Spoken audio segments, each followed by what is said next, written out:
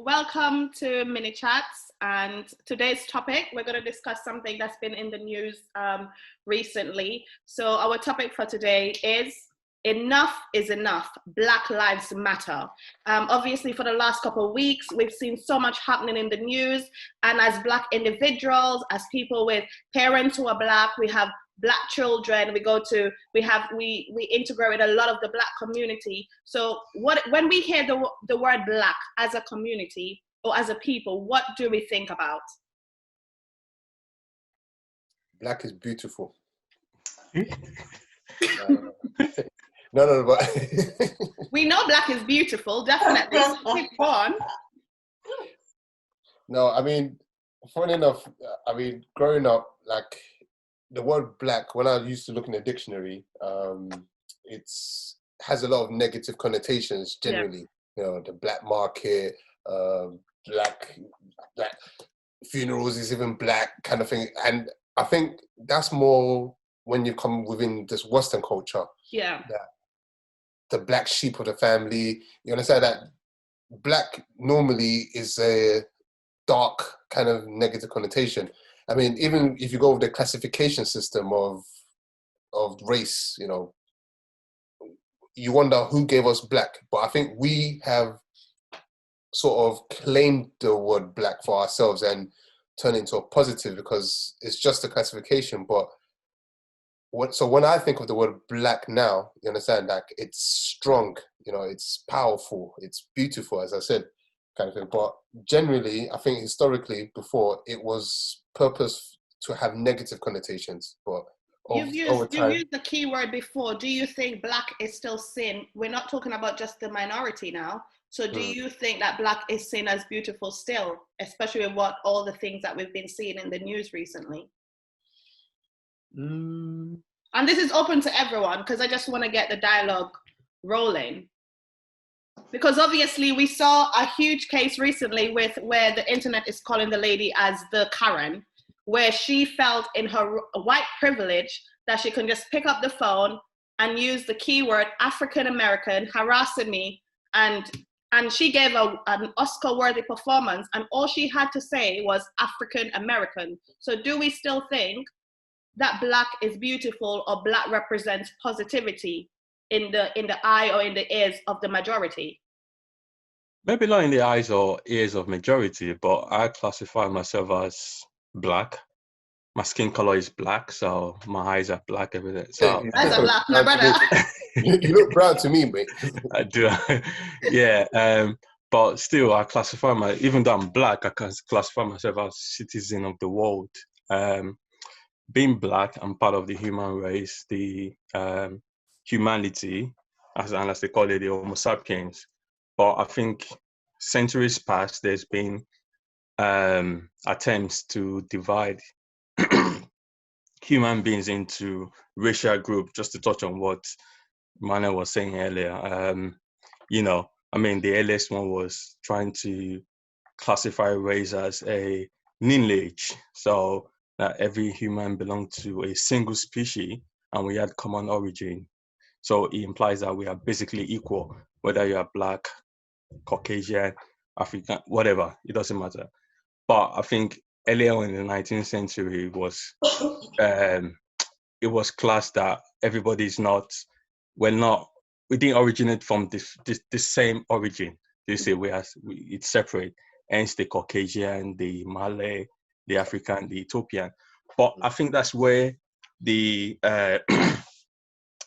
ingenious cruelty came from, because they classified the Caucasian as being of the highest intellectual capacity, and the Ethiopian, which is the African, as being the lowest. So they equate. So the classification was based on the brain size. So brain size equals to your intellectual capacity equals to this thing. And from there on, that has been what has justified the segregation, the unworthiness of being Black, and the economic and social displacement of the Black people. And that has just perpetuated from then onwards up until where we are right now. And I think the other one was being classified as, for me, in all things social, whether we're black, you're white, you're anything, we can be as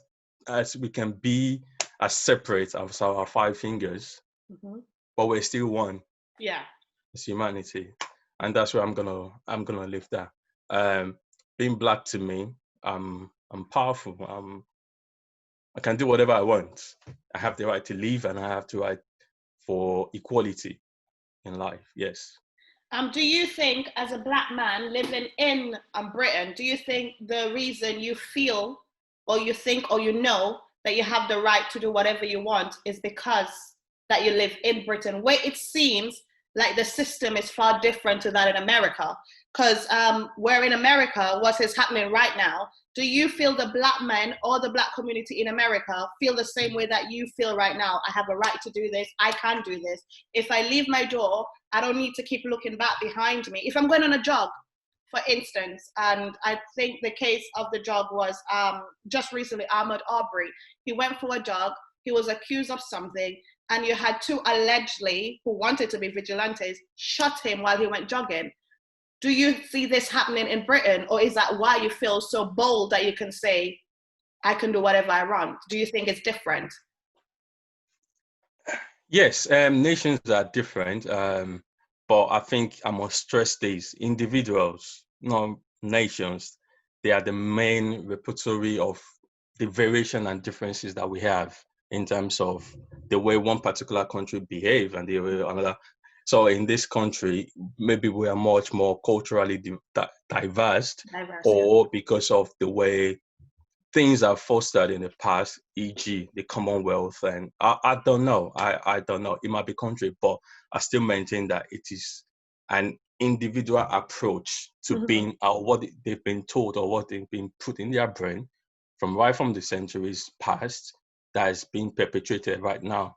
Because yes, there is systemic racism, there is institutional racism, and that's coming from, it's still individual. We can change. Let me just put it that way. Yes, Britain has a system whereby, but even then, when it comes to, what's it called, Brexit, we saw it was a different light as well. Do you see? Yeah. So it was there, it was pent up, it was there, but it just came out all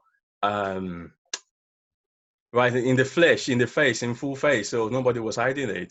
Do you see? So it's not. I think we have to start from each of us, look into ourselves and say, okay, where do we actually want to go? Where do we want to go here? So, because racism for me, it's a moral issue, not a scientific issue. It's a matter of common sense, approaching people, or in this case of Mr. Floyd, God bless his soul, apprehending people with respect, dignity, rather than what you would like to see them, or you've been taught to see, how you've been taught to see them, or imagine how they are. Do you see? So it's really deeply upsetting, but I'm grateful for that. Okay, I'm in Britain, and that extreme is not happening, and I hope it doesn't happen. Yeah. Thank you for your views on that. Does anyone else, Ronnie or Emmanuel, want to contribute on that? Their views on possibly what they've been seeing in America, possibly what they felt like when they saw those videos. I'm not too sure if everyone's seen those videos, but based on the hype on the media, it's not a hype. I don't want to use that word, because it's really, when I watched that video, I literally cried. Imagine a mature man crying for his dead mother. And it's like, you're so shocked about what's happening, you completely forget, or I wouldn't like to say forget, because I don't know what he was feeling at that point, that you're calling for your dead parents. I don't know if everyone has seen that video. I don't know if everyone's seen the video where Ahmad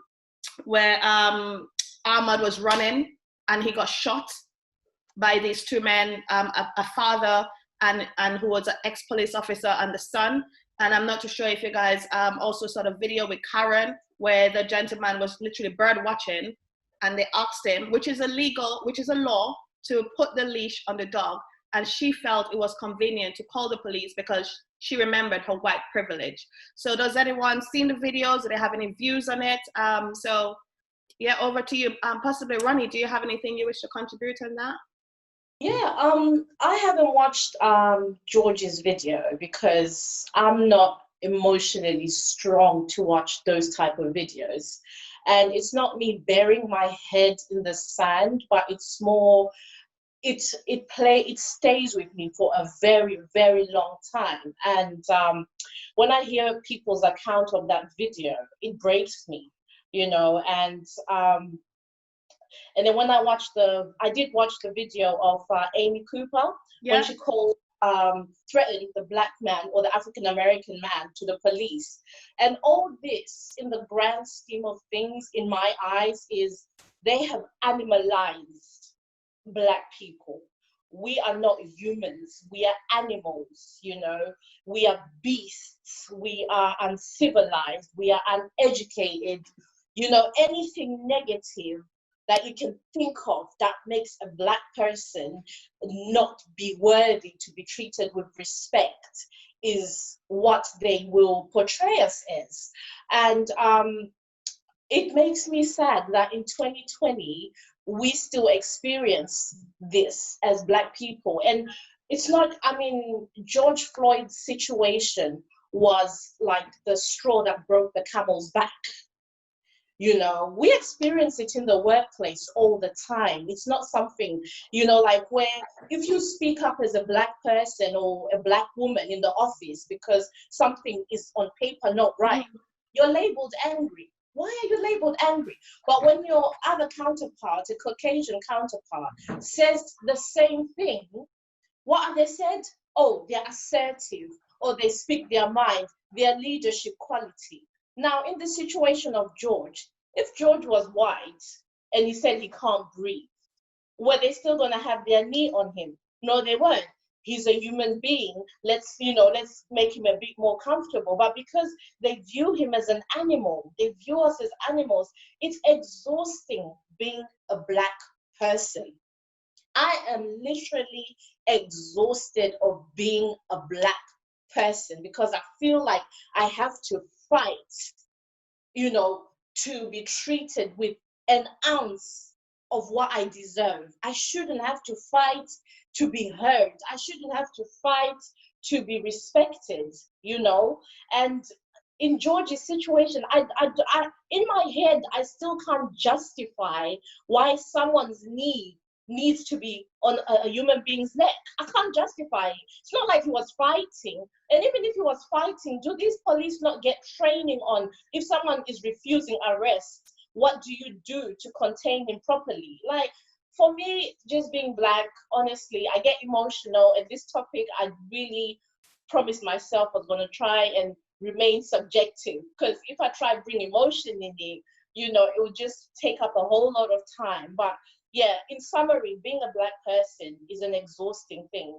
Not because we don't love being Black, not because we're not proud of being Black, but it's always a constant fight to be a human being who is Black.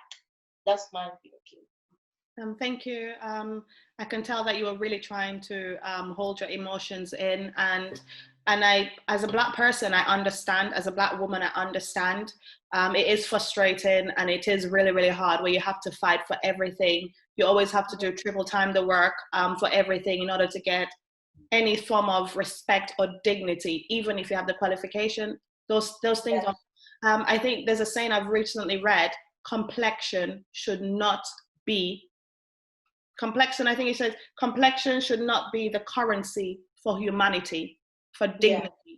And I think all what we're watching right now is more or less a remembrance of what it is. Emmanuel, did you want to contribute anything towards that, or? I'll say, with the question you asked, being in UK, I'll say, yeah, we may not face the same. We may not face the same intensity of racism as, let's say, the States. Mm-hmm. I'll say here, if anyone does face racism, it's maybe more institutional racism to a degree, like in work kind of thing. That's not to say that there are some interpersonal racism that maybe some people do encounter on the streets. Yeah. But we, to a degree, are privileged that we can go jogging without being fearful of, okay, if the police is going to stop me, I may get shot. Should I wear a bulletproof vest? But we still there's still a lot of stop and searches that do happen. I mean, I remember one occasion that I was running somewhere that I once got stopped as well, and I used to hear people always talk about how they were feeling victimized by being stopped. I couldn't relate to it until it happened to me, and I remember the time that when I was asking the officer, "Why are you stopping me?" Like they said, "Oh, a phone got stolen, and you happen to fit the profile." And I know the jacket I was wearing that time was very unique. Like was it cheap unique or expensive unique? It was unique. That's what I know. And you know, I was like, there ain't no one that's got this jacket, because I looked around and nobody had that jacket. And yeah, and it's like, yeah, match your thing. And I was thinking it's a lie, but I just went along with it. But yeah, now if that was in America kind of thing, or if I was in America, it would be a bit more. I would feel a bit more maybe anxious because of the environment I'm in and stuff. But whereas in UK, you know, I'm not saying it's for everybody, but you know, we have more liberty to maybe confront the police. Like, why are you stopping me? What's this? That kind of stuff. But you know, like, it doesn't mean that I'm necessarily gonna end up losing my life. Yeah, you know, I've got a freedom of speech. But whereas in America, I'll be a bit more, you know, wary of what's happening in local events and stuff. So you comply a bit more. So that's one thing I feel that with UK, our racism that we face is still the same. Racism is still not acceptable in any place, but it's different. Like there's no fear of life necessarily being lost here. Okay. Thank you for your views on that. I think recently, Will Smith, I'm not too sure what he said. He said something along the lines that racism was always with us. It's like it's being recorded. I'm not too sure exactly what the quote was. It's most basically. He said racism isn't increasing; it's just being recorded. Yeah. So I'm guessing everyone, based on what everyone said so far, it's more or less we're agreeing. More or less, it is factual. And the thing is with racism, whether it's in America, whether it's in the UK, whether it might be in different countries or islands in Africa, it seems like everything is just more or less being recorded now. So voices are being heard. Because one of the things we have to acknowledge, a lot of this, if we didn't have the recordings, especially for the Black community, nothing would have been done. And I think for me personally, this is beyond justice. This is where the laws need to change. Because you can have justice for this person today, which we've been seeing, because this is why the whole Black Lives Matter movement started, because this week you have one, next week you have another one, then the following week is another one. It was like, and there's a lot of the cases, the Black community or the Black men were not shooting down 9 members in a church where the person got given a life vest to come out. And I'm sure, based on the news, and I don't know how factual this is, on their way to jail, they got given Burger King or McDonald's on their way to the prison. This is not a case where they were doing school shooting, where they're shooting innocent children and stuff like that. Most of the cases, they were non-violent cases. So obviously, based on all that's what's happening now, we have the whole looting situation in America. So people, like we had the president of America, Donald Trump, calling them thugs, which is it's Black thing. You're Black, you're a thug. And he's more or less said, the shooting, if the looting starts, the shooting will soon start too, along those lines. What are your views on that? And especially as a president who felt the right to say something like that on Twitter where the world is watching, what does that say? What is it communicating to its people and its citizens and even the Black community? I'll kick this off. Rebellion, rioting, all this thing is what you get when you bully the poor of the society, the working class, and they feel thoroughly powerless, helpless, and hopeless. And at the very, I know we saw it I only saw it once, and I can't go back in there to actually see it again. But that video of George Floyd, when you actually see it, I tell you, I can guarantee you, if you had the strength of Samson to actually rise up the very last strength and fight from that clutches of death, with all those police officers and all their accomplices, he would have, do you see, and done as many havoc as he would have, because that, watching him, and that guy wouldn't have, in his right senses, do that to his dog.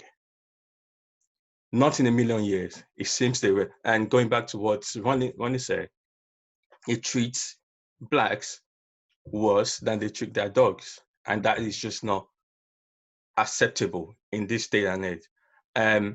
So it's the strength that he could not muster, that George could not muster. That is what this rioting and all this symbolizes, at least to me anyway, because all these people, it will be like, we said it last year, we said it 2 years ago, it's a case of that, it's a case of this thing and this thing, and it keeps happening and happening again. Nobody's doing anything.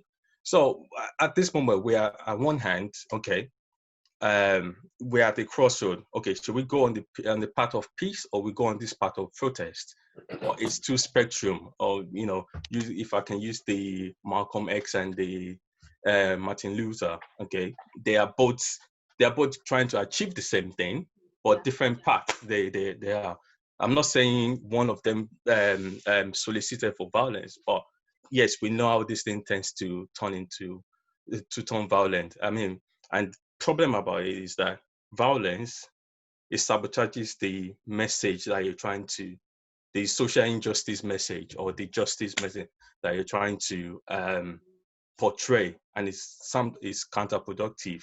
But you know, so Benj, but funny that you mentioned Malcolm X and Martin Luther King, because I remember Malcolm actually spoke recently about this, that one day the black people are going to wake up, they're going to have enough, they're going to be pushed to the edge, and, you know, by any means necessary, they're going to do what they need to do. Because he said that you like, I think he was referring to Martin Luther, like, you know, no offense to him, but he was saying that his method, what did it get him in the end? You know, things weren't changing. So that yes, at a certain stage, it's going to come to the point where economically, whatever is going to be, that a black man is going to rise up and say what you feel, say how you mean it. Because we've been pandering to a degree, like, now, not saying that the looting is necessarily the answer, but I feel that, because I remember, I don't know what year it was, but the American football player, Colin Kaepernick, yes. Yeah? When he took a peaceful stance to, you know, not to stand to honor the flag. Yes. Now that was a peaceful protest. It was a powerful one, but I think there's only one other person that stood with him. Yes. Now, if at that time, because I think to make a difference, make a change, economy speaks volume. There's sports, NFL, NBA, and all this kind of stuff. It's not an easy choice for everybody. I mean, even for Colin, it wasn't easy. But if the black people or the black people that had influence stood together then, or even the whites as well. Especially the whites. Yeah, because I think sometimes with the fight, we're only trying to be responsible. It's like the fight is only put on black people, but we also have black friends. We have families that are married in white partners. When this was happening, we should have all come together. Whether you say, "Oh, this is not my fight," but it's not happening to them. That's the thing. It's a human fight, and that is the problem that we're facing. It's like everyone's looking at it through the window and said, "Oh no, I can't believe this is happening. I've never been." It can happen to anyone, and it's only when it happens to you. Only when it happens to you or somebody you love, that's when you care. But that should not be the call for humanity, respect. But like I think I said to you the other day that it's almost biblical as well. I don't know if anyone remembers the story of Moses. Like he was raised by Egyptians. Then he later discovered that he's one of the children of Israel. And the day he saw what he now realized was one of his people being whipped by an Egyptian, the anger bored in him, and he murdered the man. And that's when he now became a vigilante. He forgot about it. So his identity changed when he realized, like, his eyes opened to who he really was. So in a sense, what we witnessed, like, in these couple of weeks, or actually even let's say a couple of years has been going on, that we identified ourselves as wherever we were, whether it's American, British, European, wherever. But our true identity, when we're seeing that, hold on, these people are not really seeing us as who, you know, as black people or as humans kind of thing. This is you're seeing that in the riots, that people are now like, no, I deserve to be able to breathe. I deserve to be able to walk, to run. So, yeah. Oh. Yeah. And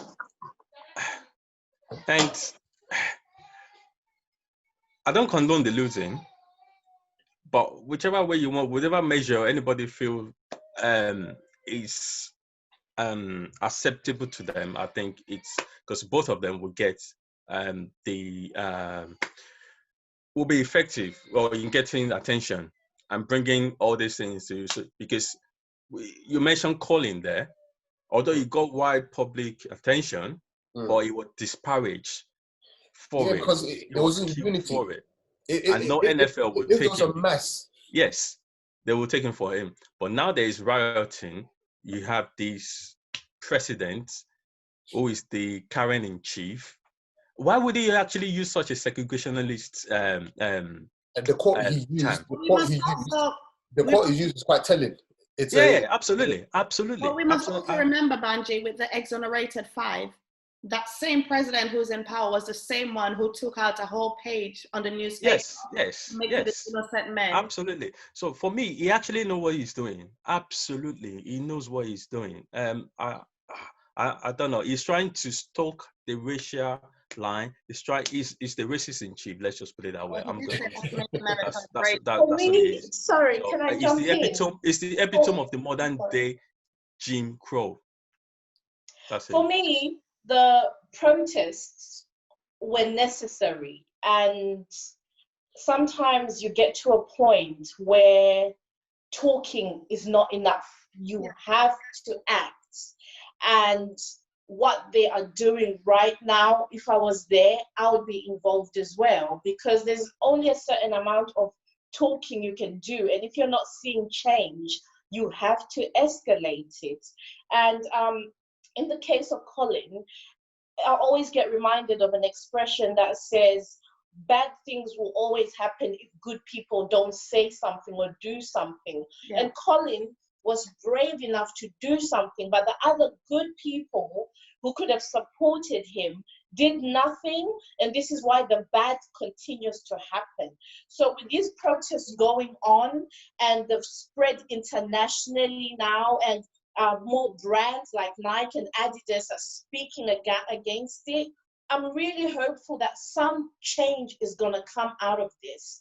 And in regards to Donald Trump's, when the the shooting start, that's just who he is. He's ignorant, and the people who put him in power have always oppressed ethnic minorities. Mm-hmm. So for him, he can't even speak out against an injustice that happens to a Black person, because we don't know the background story. We don't know the backstory of all the people who are sponsoring him, the people who have put him in power.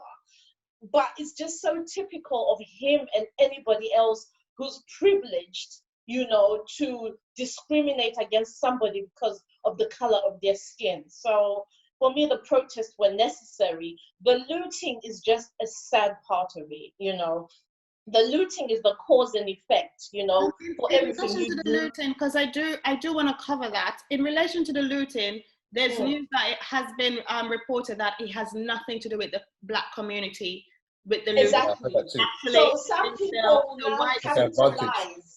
People will now capitalize on what started off as a positive nothing to do with the Black community. It had nothing to do with it. So that's that cause and effect, where people are doing something positive to speak out, and then some people say, well, let's just put in like a spanner in the negative narrative.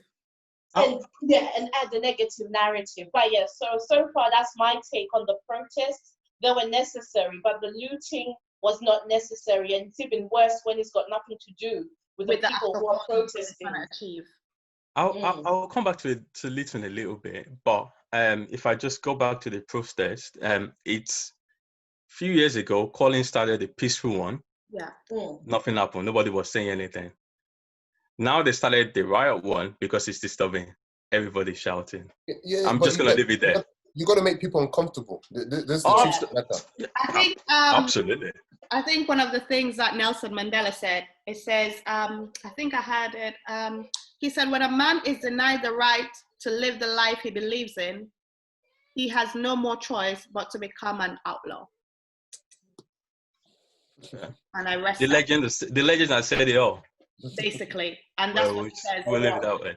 And but with the looting, the looting that is happening, when there's riot, there's always looting, okay? But it's sad that they're actually using, this is not to do with the blacks, but they're actually using it and saying it's the black that's done it. But what I'm just gonna go back to, if you remember a few years ago, Tottenham, when the black guy was killed. Yeah? 2011. I can't even remember the year. Yeah. And everything started to still. Were you there? Were you Tottenham? That's why I remember it. I was not there.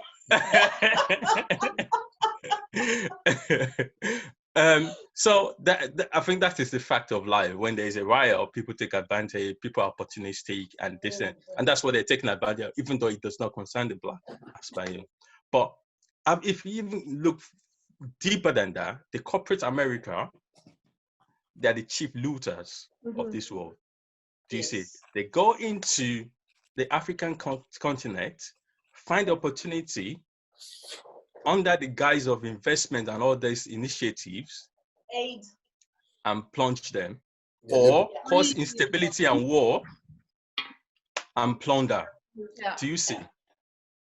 That is it. So nobody should talk about the looting. I don't even want to hear it because it's not. Yes, I know looting is going on, but it's not really the concern. That is just a side. That's just a sideline to distract. Okay, because they are the chief. They loot in paper. They loot with their pen and papers.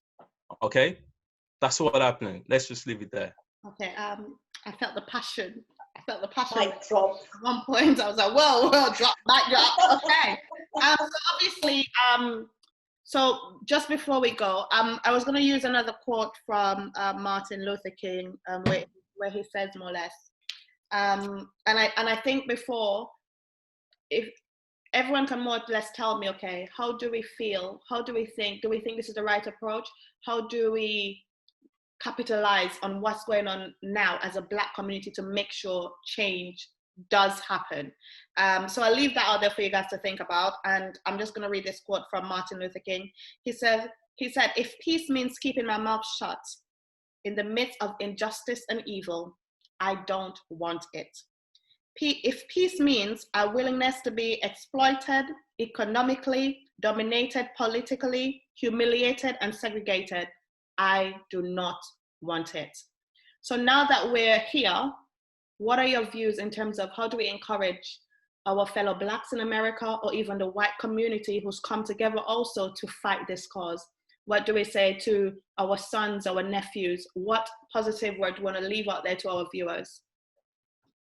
Doesn't have to be something long. I'm not sure I have an answer to that. Mm-hmm. And I'm not sure I have anything positive yet to say that, because what we can't forget is the white society used to subjugate the African Americans or the people of color quite openly back in them days. One of the things that is needed is cooperation, and cooperation implies participation with all parties and stuff. Yeah. But the usual way it works, the cooperation works, is that the white man works out the plans behind closed door, approve them by few colored people on the board, serving on the board, and then employ white or mix whatever to carry out the program. So it's still their policy, it's still their work. Yeah. What we do need is us to actually sit down and devise our policy, strategize, devise our plan, and then implement them for us. They said democracy is for the people, by the people. Mm-hmm. So it should be for us and by us.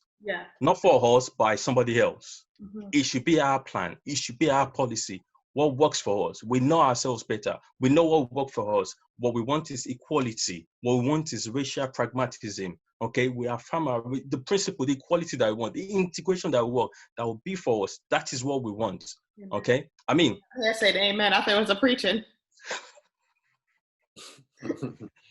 I mean, unlike the whites who, with the same socio-economic background to us, that lives in the same area, they have extended family connections to a factory boss or a company director. Do you see? And they can just pick up the call and say, hey, uncle, I've lost a job over there. Can I get something from you? And straight on Monday, you'll be at work without any qualification. And we can see that right at the top of the food chain. And then you'll then have to train them as well, even though you've been there for 20 years. Yeah, tell me about it. So what we're going through is gonna be there for a very long time. The thing is, the people of color in the corridors of power, they don't have the influence and the power in itself to actually change anything. So it's not about, yes, I'm not in the British Parliament. Do you know what I would say though? What I would say is that the people, let's say the people of color that are in the Western world,